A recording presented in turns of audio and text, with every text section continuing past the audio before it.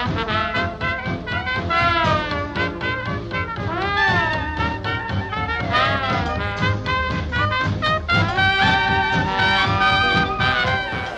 welcome everybody. I'm glad to see that so many of you have come to discuss this home exercise program that is specifically developed for people with IBM. So this home exercise program, we're going to talk about each specific exercise and how you may adapt it to where you are in terms of muscle function, and also talk a little bit about the effects and what you could expect. This study was first published in 2007. It's an Australian group, and they only looked at this home exercise program, and then they combined it with aerobic exercise, which was published in 2009. And if you come to your PT and they don't know anything about this program, you can show this reference and the program to your PT, and you can work it through together, and they can be able to read more about IBM and exercise effects in IBM. So this is the table that was published in the journal.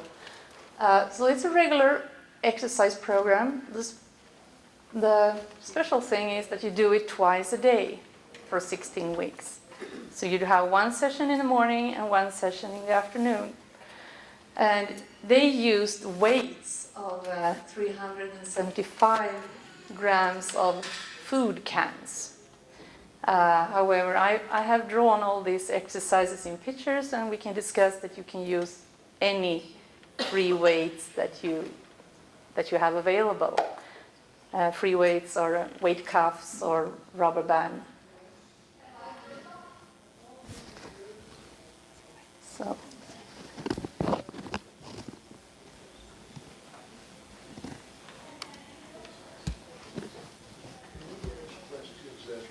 Oh, of course. Please do interrupt me. You know, like sitting to standing, I can't do that unless I can't sit to stand unless I'm pressing down on something.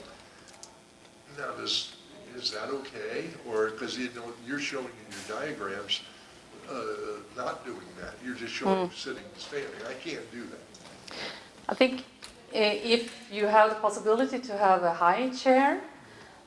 So you all have your individual, I think, chair height where you're able to maybe stand up by yourself or with the help of, or if you have a chair with arm support.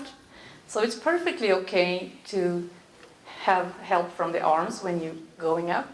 The important thing is when you go down that you try to resist and hold and hold and hold and don't bounce back into the chair. Because we were talking in the last session about concentric and eccentric muscle action. So when you're going up from the chair, your thigh muscles is shortening. So that's a concentric. And when you're going down, you're sitting down, you're resisting gravity, your muscles are lengthening, and you're doing an eccentric. And you're stronger. The muscles is about 40% stronger when it works eccentrically. So even though you might be unable to stand up, you might be able to go down and resist gravity. See? So if you're unable to get up by just using your legs, it's okay to help with the arms, but then try to. And some of my patients say it feels safer if I have a table in front of me. So I go. So you have something. If you lose strength in your thighs, you can have your elbows on the table and you won't fall. And it's important that the chair that you're using is stable, that it's not something that you're going to push over easily. I did some therapy, and I couldn't get out of the chair either. And they started me out at an adjustable therapy table, and I started out pretty high. And they had me do that several times. I went twice a week, and it was a 6-week session, and I didn't even have to go the last week. But by the time they had done that, they gradually lowered it. I could get up and down out of a chair at that level 15 times. Just without using your arms to push up. That's really good. 15 times. And it was I couldn't get up the first time, but it was very gradual, like got me down. You know, I started out as ridiculously high, like there was nothing to it, but then the next session was lower and a little lower. It's kind of pretty good. Yeah. See, we seem to have lost contact with the PowerPoint. I don't know what to do. Are you able to maintain it then? I don't know if I build muscle or not, but I could get up and Yeah. down. Well, are you maintaining that? Yes, I still can. I can get out of the chair without, I don't know if I can do it 15 times because it's not good in the morning, you know, but I can get out of the chair and, Right. it helped a lot. Yeah, it's kind of, it lost contact. And the way No. it was an accident, the way that they figured out I could do it 15 times.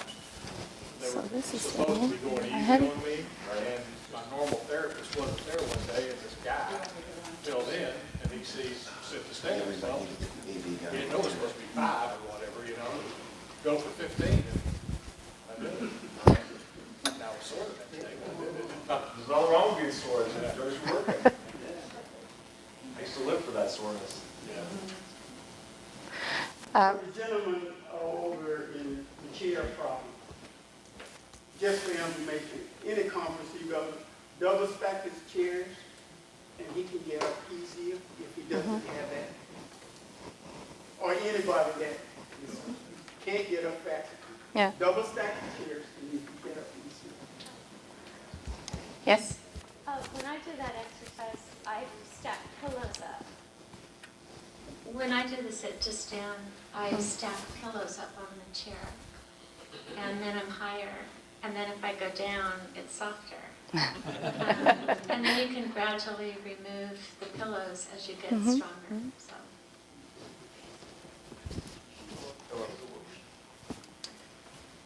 So sit to stand is the first exercise.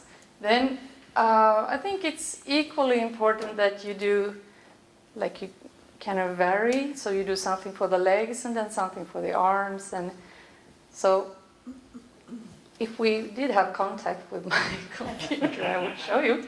But we will move on, and hopefully I can show you later on. So the next slide, the next exercise you can do is something for the arms. So there is a specific exercise going up like this and like this. So you're sitting with your arm against your thigh, and you're going up like this. And maybe you need to hold a weight or something. So you go up and then slowly down, so that you work concentrically and then resist gravity. Because if you go up and go down very fast, you lose like half of the output that you can have from exercise. So slowly up and down. Yes? I also do that exercise side to side, Mm-hmm. and like this also. Okay. So all 4 ways trying to. Do you have any resistance on when you do? 2-pound weight. And another exercise is you hold the same weight and you go up and work with your biceps.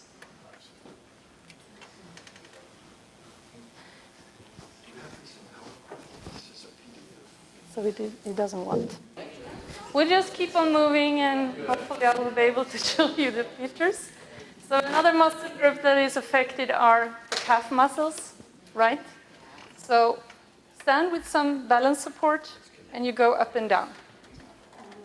Do you do this exercise?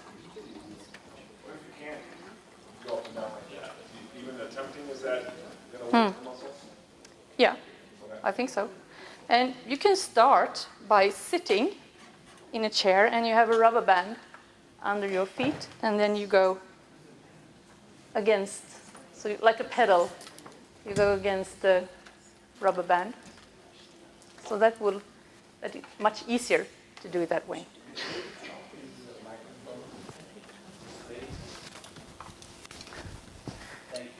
So if you're unable to stand up like this, and lift your heels. You can sit and have a rubber band under your feet and tighten the band, and then you pedal and pushing down. Then you're working with your calf muscles.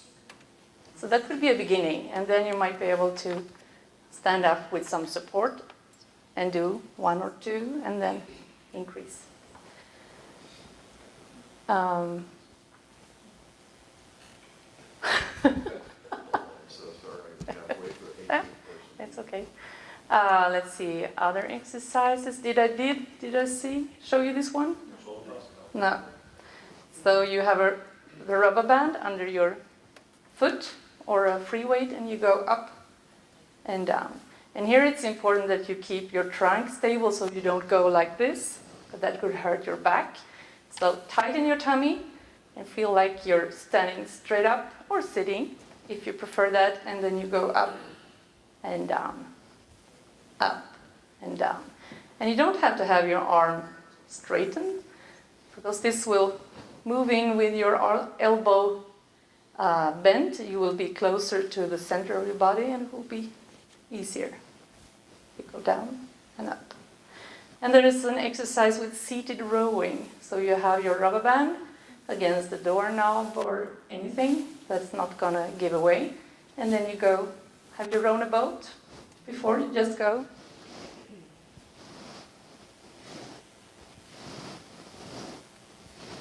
And another, this sit to stand, it's targeting your quadriceps. In another way, you can exercise the quadriceps by sitting and trying to extend the knee. I know that all of you are not able to extend the knee to the full, but you can, if you're close to full extension, then it's worthwhile. You can have an extra weight and then you go down and up. Try to straighten the knee as much as you can. If you're unable to straighten your knee like that, you can lay down on the bed and you try to lift your leg up like this, having your knee as straight as possible. Yes? If you are unable to do that, if you're unable to do that for yourself, is there any benefit to the passive exercise that I'm going to do that for you? Do you think that would increase the strength? If you do a motion passively, it won't do anything for your strength. What you can do is lay down on your side, and then you straighten your leg, and then you go up and down. So if I lay down on the side, I have gravity is not an issue anymore. But I'm still working with my quadriceps, extending my knee, so you're activating your quadriceps. And maybe if you have that support with someone in your house at the time, they might be able to give you some resistance during the range of motion when you're laying on your side, to help you. Maybe in some way, some part of the range of motion you might be stronger, and they will help you to put on some resistance, and then you get weaker as the more you extend the knee, the weaker the muscle gets. So there you might not need any resistance. Just try to extend the knee as much as you can. Yes? If doing it passively does not help the muscles, does it help flexibility? It helps flexibility, absolutely. But it won't do any good for your muscles.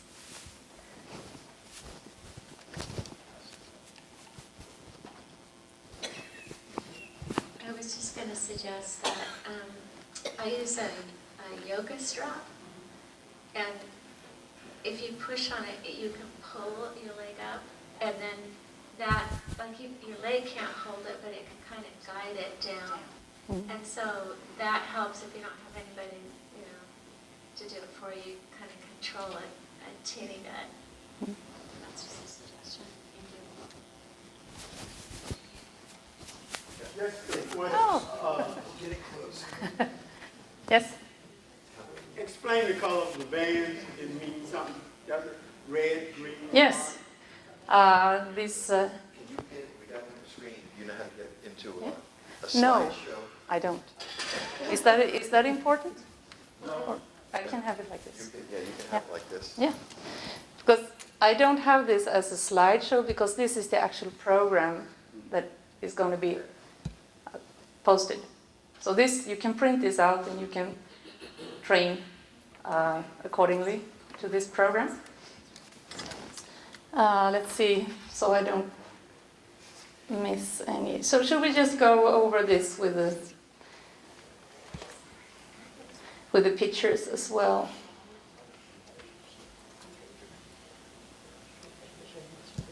So the first one is sit to stand. And this picture is going like this, if you don't need any help from the arms. But if you need, take as much assistance from the arms as that you need to. And week 1 to 2, the first 2 weeks, you should perform this twice a day and repeat until you have a moderate muscle exertion. So what I mean by that, I will going to show you a scale.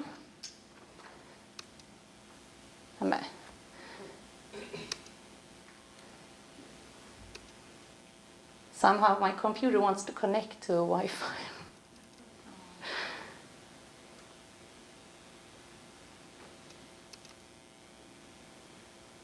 No, sorry. This is what I wanted to show you. This Borg scale. Have you seen it before? So instead of, I can tell you how many repetitions you individually should start with. But what I can guide you is to say, I want you, the first 2 weeks, I want you to do a number of repetitions with a load that generates a moderate exertion, which is a 3 on the scale. So that's where you can start during the first 2 weeks. And then, as you go on, your body gets used to these exercises, you will be able to increase the number of repetitions, and you're also able to challenge your muscles more. So by the 5th week, you'll be able to work until you feel a heavy exertion, like a 5, or a very heavy exertion, it's a 7.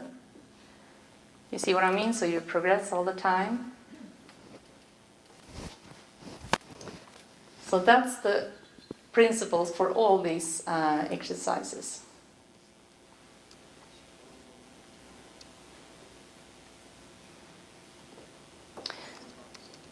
So then we have the wrist and finger flexor strength. That's the second one.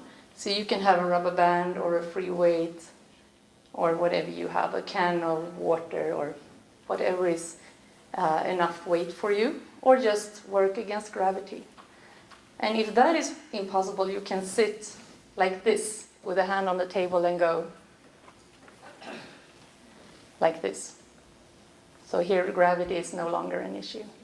Yes? Now, does that exercise, is it just help the wrist? It won't do anything for our gripping ability, will it? Basically, it's primarily for the wrist, but I've seen patients improving grip strength with this program as well, because you have to grip the rubber band, and I think if you can stabilize your wrist, that will also improve the strength of your finger muscles. Because if you're all wobbly here, you're not able, that is not doing any good for your grip function. But of course, there are specific hand exercises that you can complement this program with. And if you all go and talk to Malin, who is an occupational therapist, she's sitting in the lobby, and she's doing a study on hand function in Inclusion Body Myositis. So if you go and visit her, maybe she has time to give you some tips on how to exercise your hands. And on Saturday afternoon, we have a session on bracing for IBM. And there she's going to talk about specific hand exercises that you can do, which will specifically target your grip strength. And there we have the heel lifts. And then the biceps. And yeah, I forgot this one. You're supposed to stand against the wall. This is number 5A. And you lift your toes up. Like this. So have your heels about 20, 30 centimeters from the wall. The further you get from the wall, the easier it will get. And if you stand really close to the wall, it will be really difficult. Her knees are bent. A little bit, and that's okay. But if you're weak in your thigh muscles and you feel that if you bend your knees, you might fall, I would suggest to have them to straighten your knees.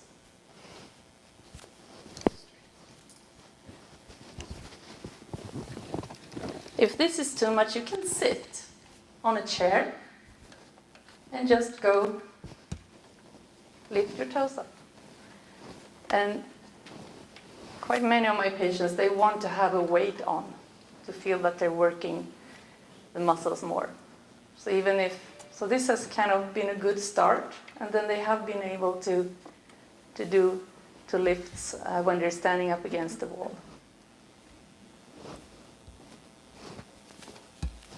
Excuse me, can you do that with a band? You can put it around a post or something like that and pull your foot back and forth? Yeah. Did everybody hear? I'm sorry.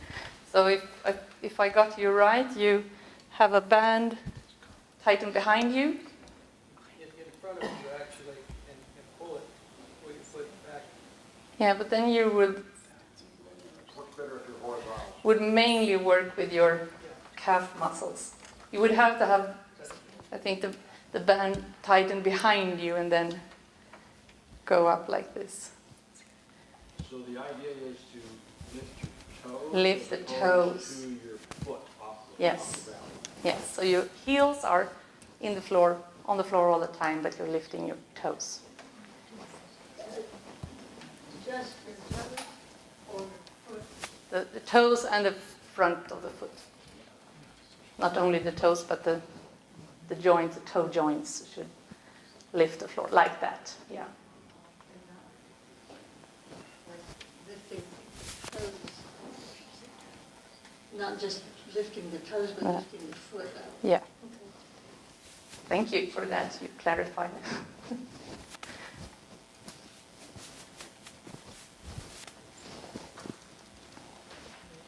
And there was the seated rowing. And you can stand up if you like. The deltoids. And if you're not able to sit down and straighten your knee against gravity, you can lay down on your back and try to lift a straight leg. If you bend the other knee, as in the picture, that will stabilize your lower back and make it a little easier. It will be harder to lift a leg if both legs are straight. Question, on the seated rowing, you wouldn't want the picture very fast, they were using a band? Yes. Was it attached? Attach it to something at home, a doorknob or something that will not give away. Or you can have the band under your foot, actually. So you sit like this, and so you have the band under your foot. If you're not able to attach it to another, like a doorknob or something.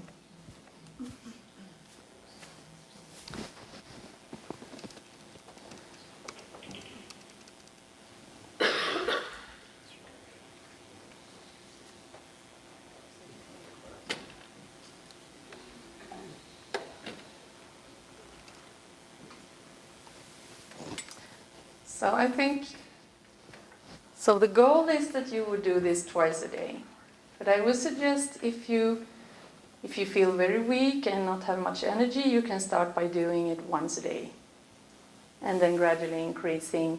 Maybe you do the whole program in the morning. And then if you don't have the energy and feel I can't do the whole program again in the evening, I just say, I do 3 of these, which are most important to me, and I'll do those. And then you gradually try to do, oh, now I can do this program in the morning and in the evening. So you have to build from where you are at the point where you start, and then you go slowly up and be able to try. The goal is that you will be able to do it twice a day. Yes? Apparently, it's very common for people with IBM to have one side considerably weaker than the other.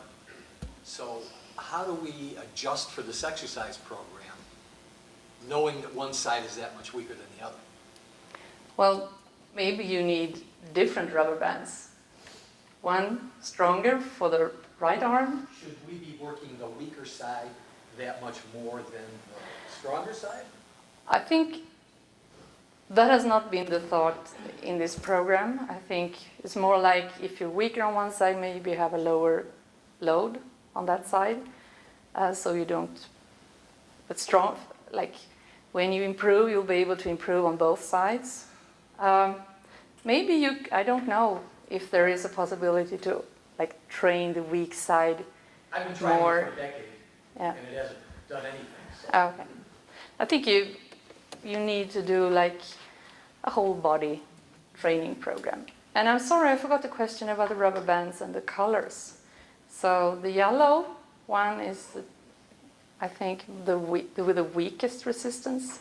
Then you have the red and the green and the blue and the black, and the one might be a gray one in between. The black is usually the one with the hardest resistance. So you might need when you're doing this one, you might need a yellow band, and you could have another color for doing these other exercises. So do you have a possibility to meet with a PT before starting? That is excellent, because then someone can help you to measure your muscle strength from the beginning. And then you get started. And when I introduce this in the clinic, I have people come back after 8 weeks to reassess and see, do we need to adapt anything in the program? If they have improved, we'll increase the number of repetitions or the loads so that they will still challenge the muscles. And then it's also kind of for a motivational thing to come back and be able to measure, I'm a little bit stronger, I can walk a little bit faster, so that would kind of motivate you to keep on. Because I know it's challenging to have a home exercise program that you're supposed to do twice a day. I know that that can be a real challenge. So what I'm doing, if someone says I need a lot of support to do this, then I'll have people come back after 4 weeks, and we'll do some measure. And we can have telephone support. Usually I give out an exercise diary when people can keep score on, oh, I did the knee extension 20 times today, and then they can say when they began I was able to do 10.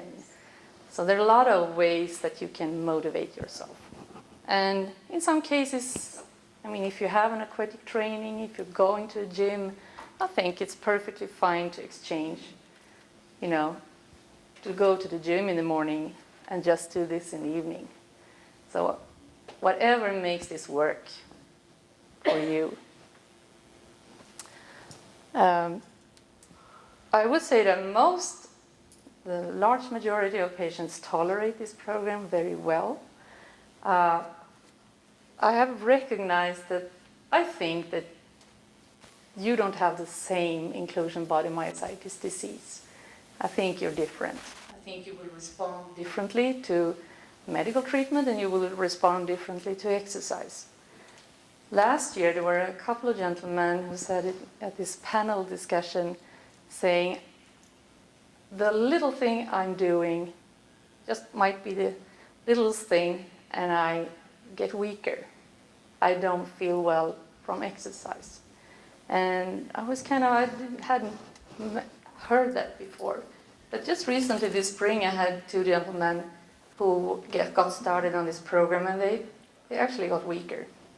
It wasn't their own subjective experience, I could measure that.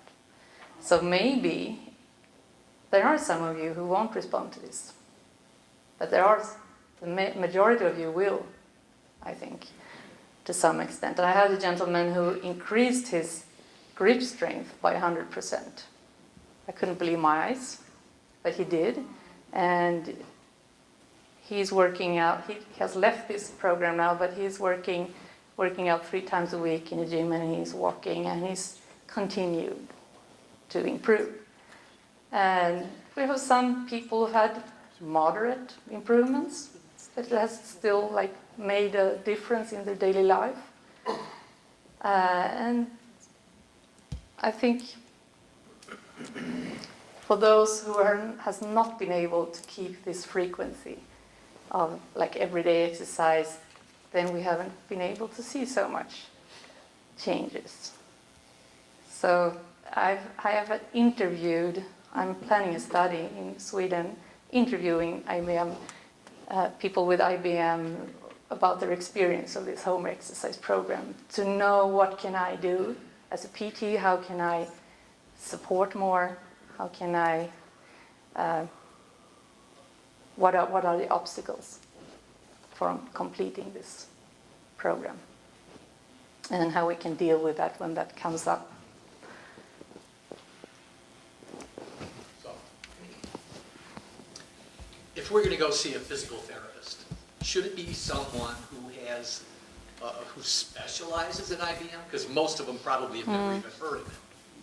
So, I did 8 weeks of physical therapy at a large hospital, and I just gave them my symptoms. I didn't know I had IBM.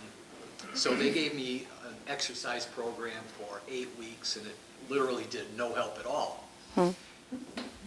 But now I find out that there's actual physical therapists who know a lot about IBM and who specialize in that.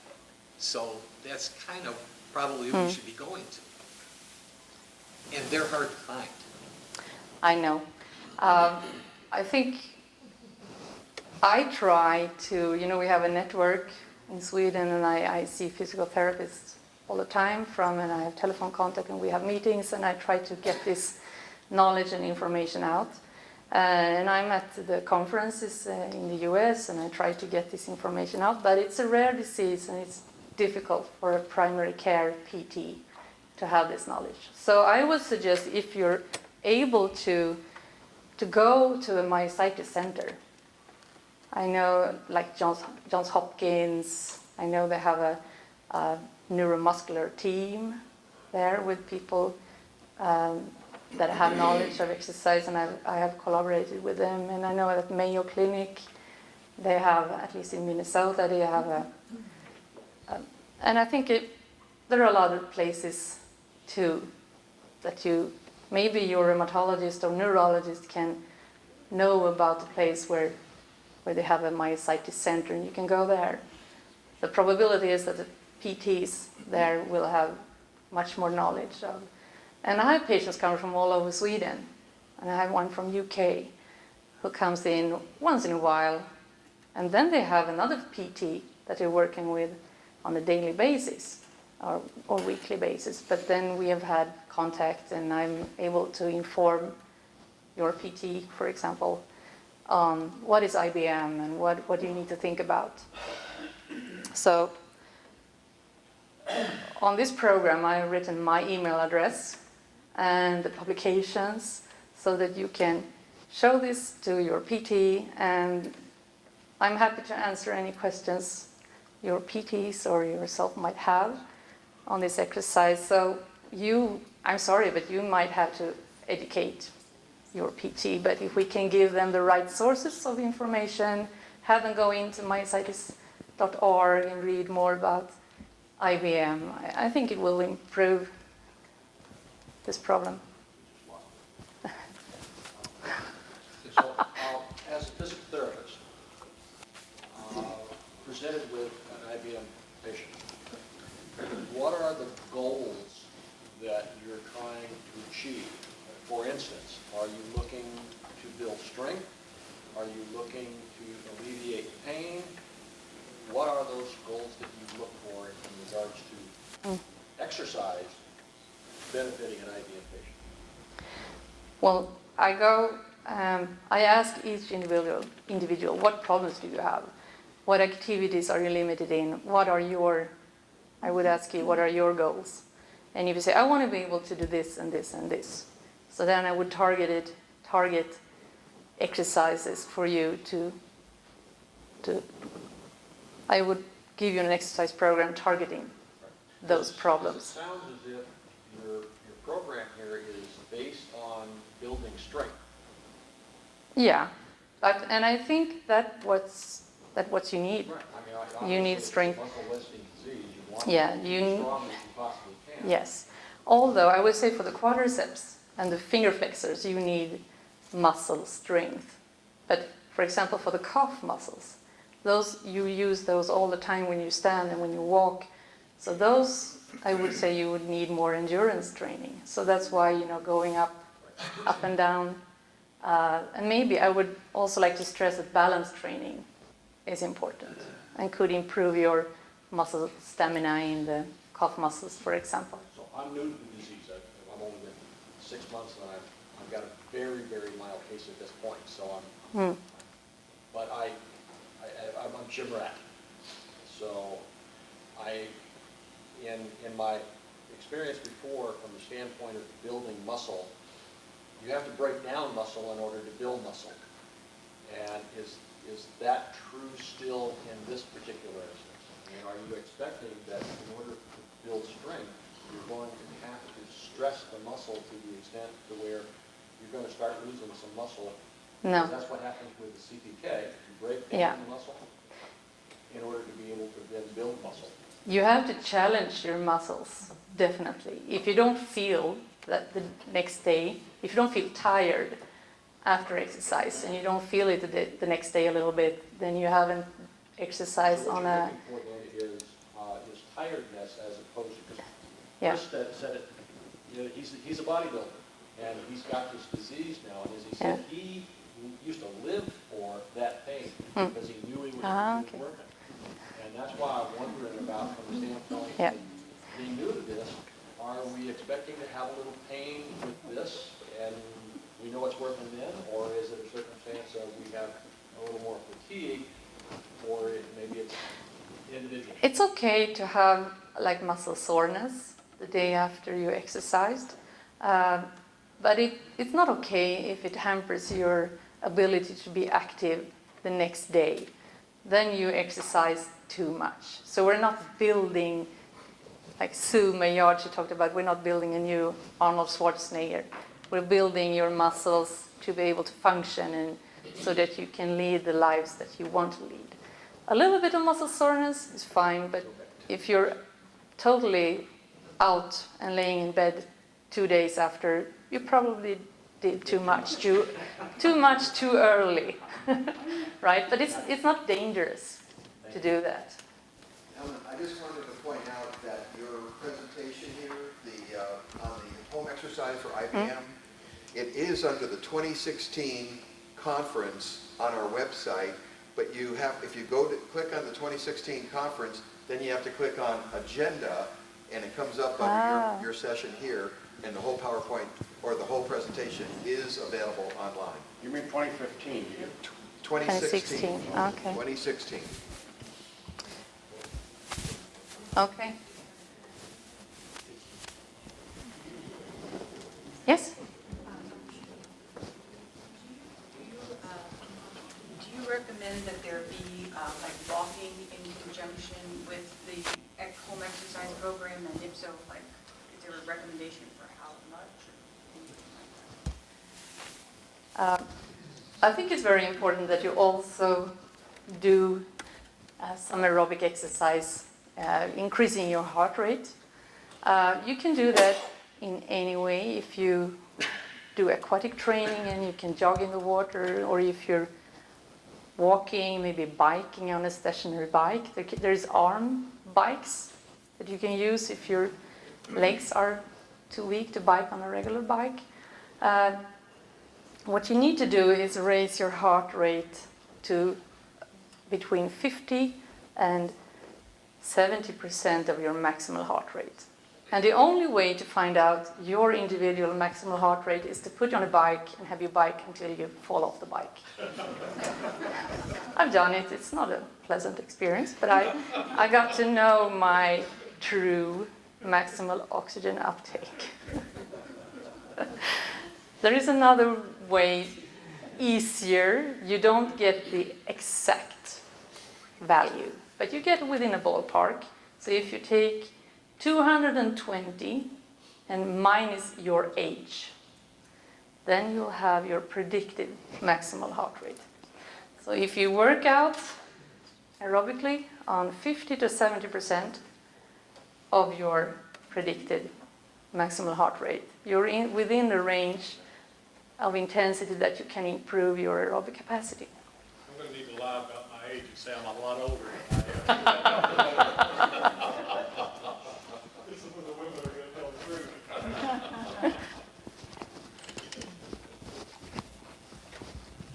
This is in regard to the conversation before about seeing a PT. And I know not everybody can get to Mayo or to Johns Hopkins, but what I did, I live in a small town. I called our local rehab center, and this was after reading Helene's article in the latest myositis publication on the benefit of exercise. And they called the doctor, or got in touch with my doctor, got the okay. I copied her article, it was wonderful, took it to the PT. She read every bit of it, was really excited, and developed a program based on your suggestions. And I've got my copy with me, and I'm using the bands and everything, and it's just been really very helpful. Okay, good. Thank you for sharing that. Yes? Two questions. 50 to 70% of max heart rate for how long? And what about creatine? You mentioned it in the last meeting, but not here. So you need to raise your heart rate about 20 to 30 minutes for each session, and you need to do it 3 times a week. But having said that, you can also work in intervals. So if you're not able to be on this high level 20 to 30 minutes, you can do intervals. So you do a warm-up, and then you think, oh, now I'm going to challenge myself for 5 minutes. And then you do that, and say, yeah, I'm in the right heart rate. But then now my legs are dying, they're getting too tired. So you go down in intensity, you don't stop. But then you can go further. So I have asthma, and my medication hasn't been really over the top, I think. So I've been training for this for years. So I ran 1 kilometer, and then I walk. And then I run, and then I walk. I still get my cardiovascular disease.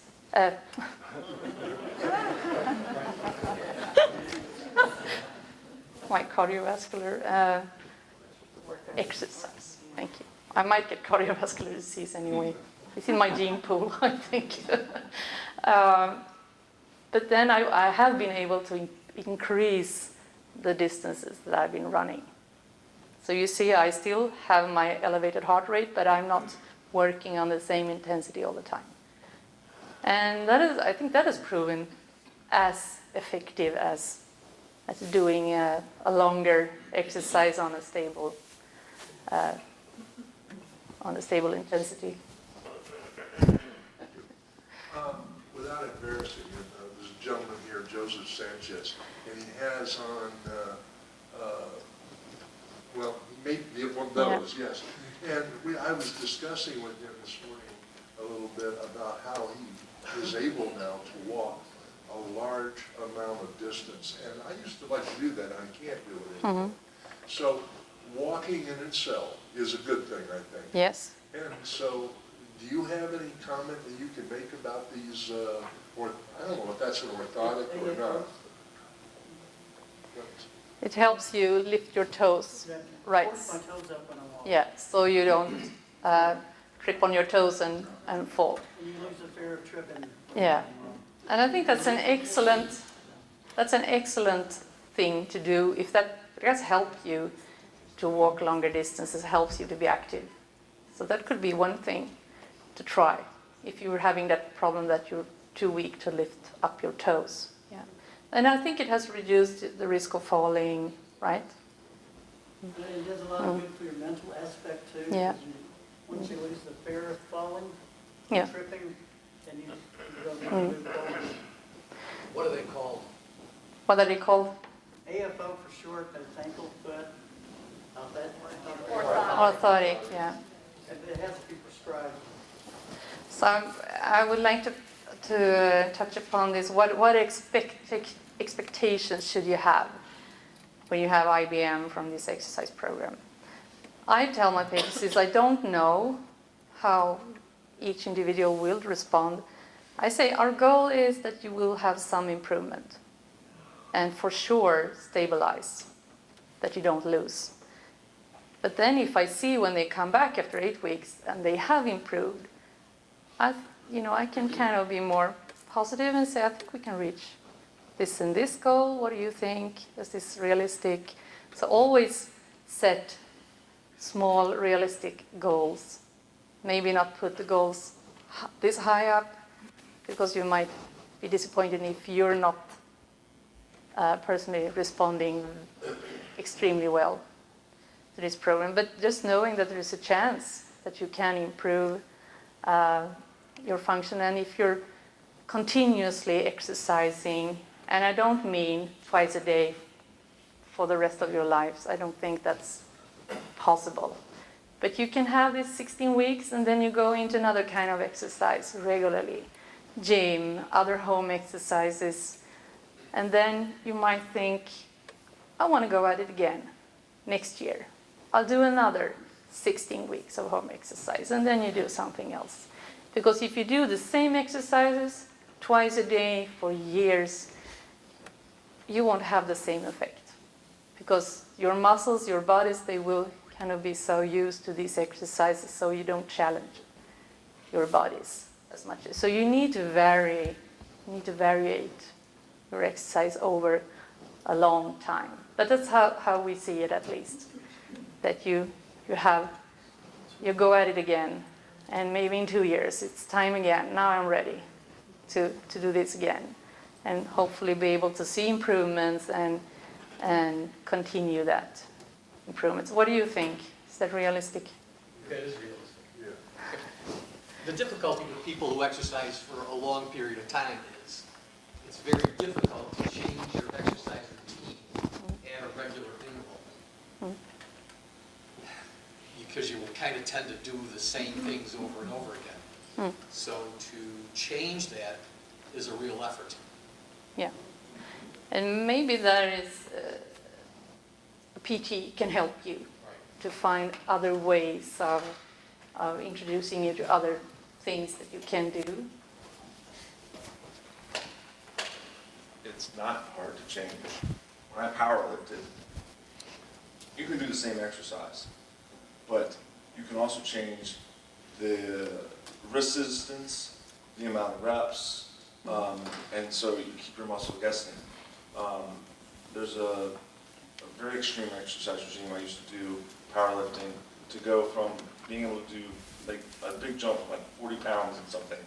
And I would go, it was a 2-week regime, I lifted every day, twice a day, and once in the morning it would be either a moderate thing or a low or a heavy, and you just kept alternating that. And let me tell you, you tore your body apart in 2 weeks, and you gave yourself a really light workout for the week after that, and you let your body, but the gains we'd see after 3 weeks were tremendous. And this was not adding anything but just exercise, you know. Do you think we can do that with IBM though? I think you can moderate anything to what works with your body at this time. You just got to try it, you know. Clarification, and I think this is what I interpret this is to say, is if you're doing 10 reps of 2 pounds, change that up so you're going 5 pounds, but you're only doing it half the time. Yeah, maybe 3 to 3 to 5 reps. And what you're doing is you're surprising your muscles. Because Yeah. he's used to doing 2 for all this length of time, and then all of a sudden, you throw in a 5-pound.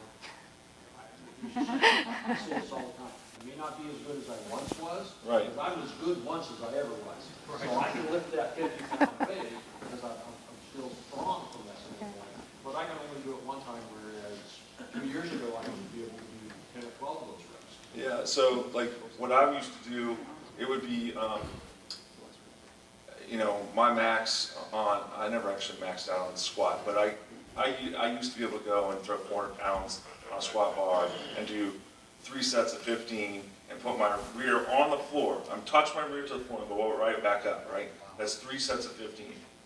And to get to that point, I used to do like, you know, I'd be working out like 300, and so I do 3 sets of 300 at 15 reps, and then the next day I'd come in and I'd throw 380 on, and I'd do 3 sets of 3.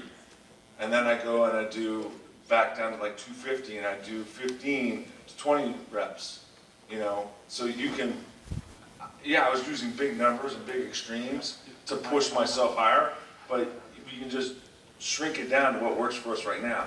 I mean, today my 4-year-old's stronger than I am, you know? I can't do any squats. I can't either, but you just keep pushing and it works. I think the sit to stand might be one type of squats. Yeah. I just wanted to share something that's been working for me. I actually walk 5 days a week, an hour, at a senior center that has a track. And the reason why I do that is I watch other people exercise. I watch the ones with the personal trainers. I watch the ones with the cancer treatment or the hip. And I'm also watching the people doing Tai Chi, doing yoga, and I'll just sit there when I'm resting and I'll study what they're doing, and I'll try and adapt a little bit to my routine. So I'm changing it up. I'll do an hour walk and I'll do 30 minutes of stretches, but my 30 minutes of stretches isn't the same one every single day. It's a little bit of, some people ask me, what do you do for exercise? Well, I take a look at it and I realize I'm doing a little bit of yoga, a little bit of Tai Chi, a little bit of, but I'm picking up bits and pieces from other people that are doing exercises to recover from their own injuries and trying to adapt it to my IBM. But you do it slowly, but if you change it up, it keeps things interesting. And then talk to that person. And, you know, they're doing their rehab, you might learn something from them. Thank you. That's a very good idea. Any more? So I would say I'm sure that you can do, I mean, this is a program that is kind of evaluated. So this is what I say, so this is safe, this is what you can do, but I'm sure you can find other ways that works for you, that you enjoy doing, and that might be much more intensive than this. So I would say as long as you feel that you get improvements from what you do, the exercise, and that you feel well, so keep on doing it.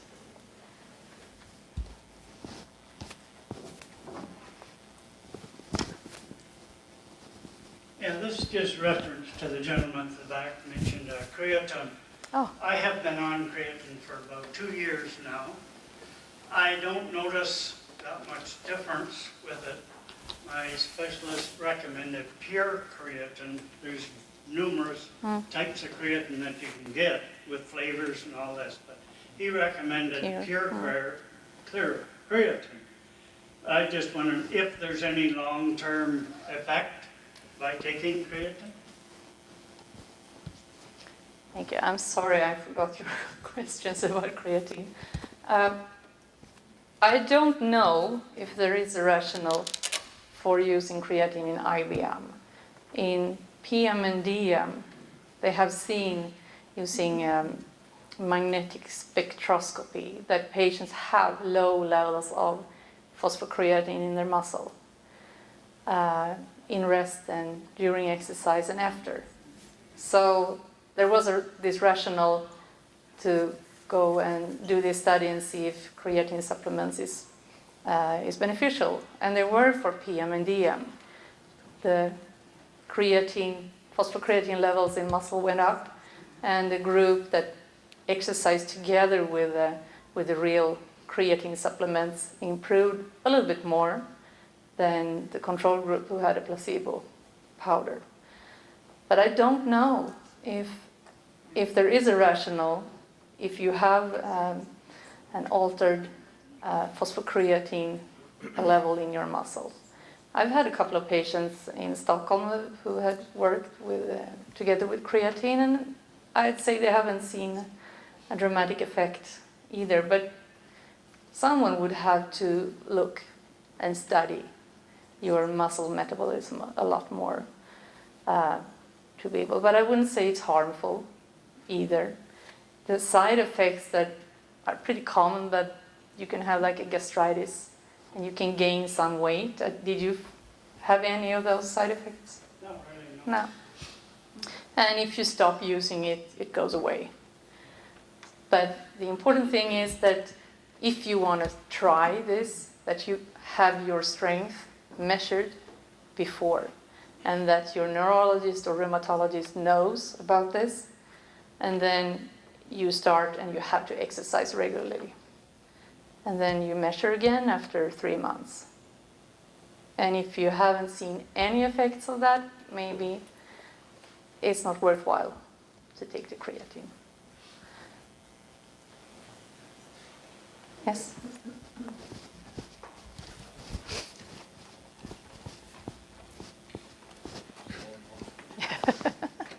I just wanted to ask, at the last conference, there was a measurement of our strength, or volunteers that volunteered for this strength measurement, and I don't see anything about it happening at this conference. Is that not going to happen, or is it yet to be announced or something? We actually measured the strength, the walking distance. Okay. I don't know about that. In Columbus that was part of the I have an answer. Trial's over. You have an answer? The group that came was from Nationwide Children's Hospital, and I go up there for part of their research. And they said they didn't get funding from Novartis this year to come. I mean, they were terribly disappointed because they look forward to seeing all of us in one place. So that's why they're not here.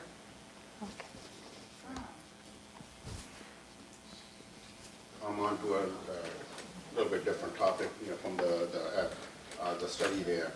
One thing that we were together last year, in Orlando also, and you and Sue really helped me out in the sense that you came up with this whole concept of go ahead and exercise, because before then it was highly questionable, and I followed that, and I really loved that advice that you gave. But I'm listening to everybody here. I found my salvation was the swimming pool, because there's everything I'm hearing here about changing the exercise, with the equipment in the swimming pool, the resistance keep on changing. And where I'm going with that story is that I found that my friend was my shoulders, getting up off of anything. So I built up my shoulders, and certainly the other muscles helped out also. But the swimming, by building the shoulders, helped me out a lot. Thank you. Yeah, and I think even if you're in a mobile, aquatic training will help you, because you would be able to stand and maybe run and do a lot of activities that would be helpful for the whole body. So even if you're able to do that on land, you're able to do it in the water. Safer, absolutely. So that's a good idea.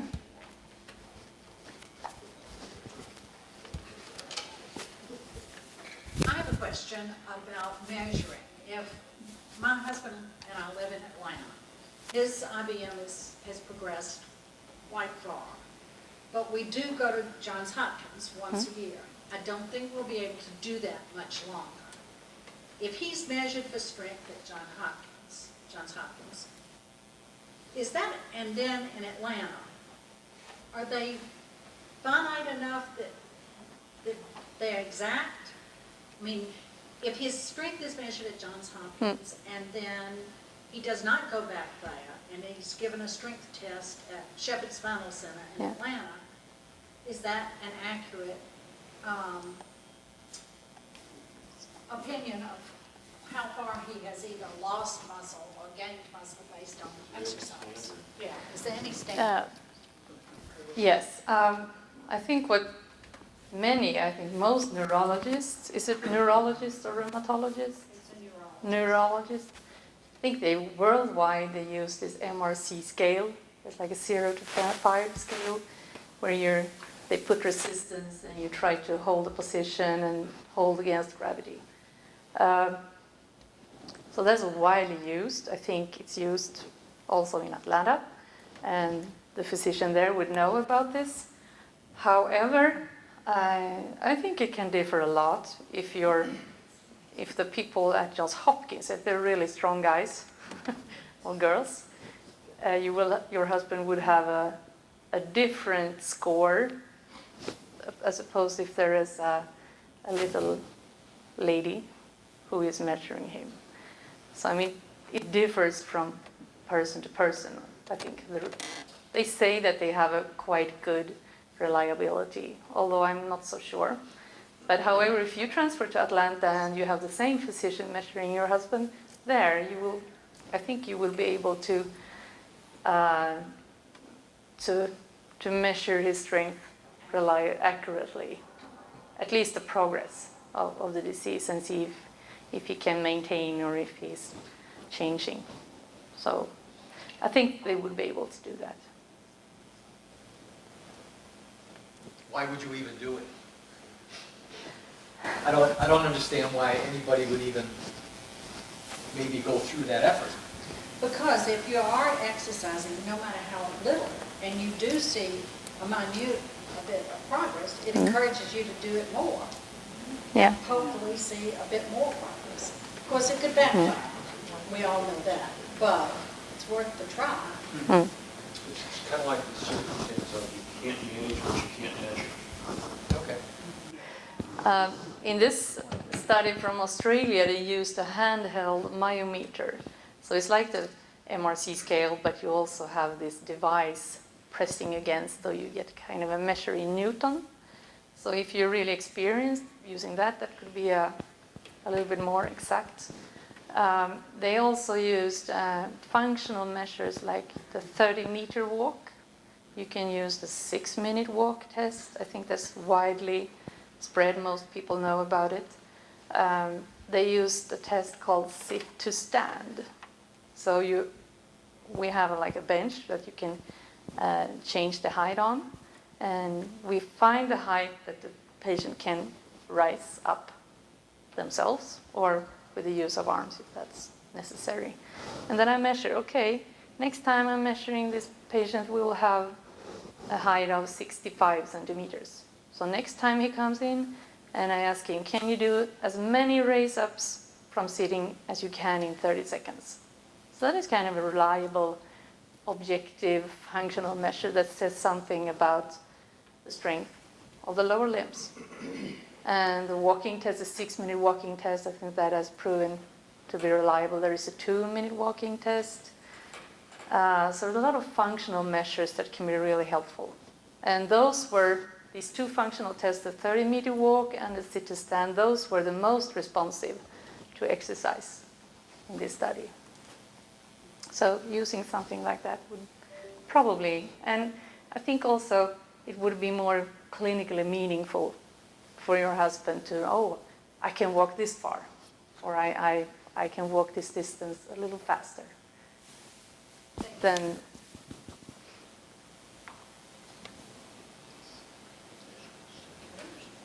any other thoughts or questions?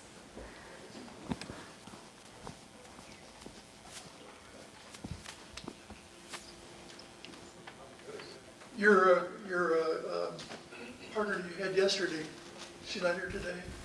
Well, she's probably here today. I don't know. She's not in this room. That's what I should say. Most of us can't lift 250, let alone 380.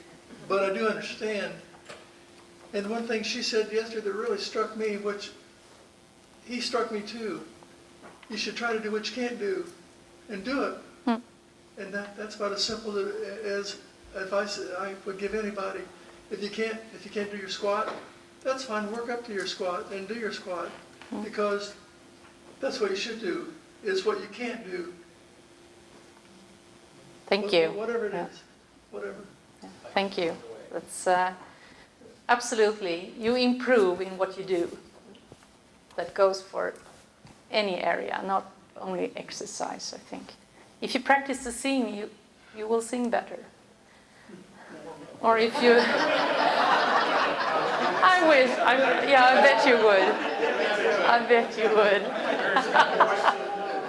would. Or if you paint a lot, you would probably be a better painter, or whatever you set your mind to do. Just do it and practice, and you'll improve. Okay, thank you.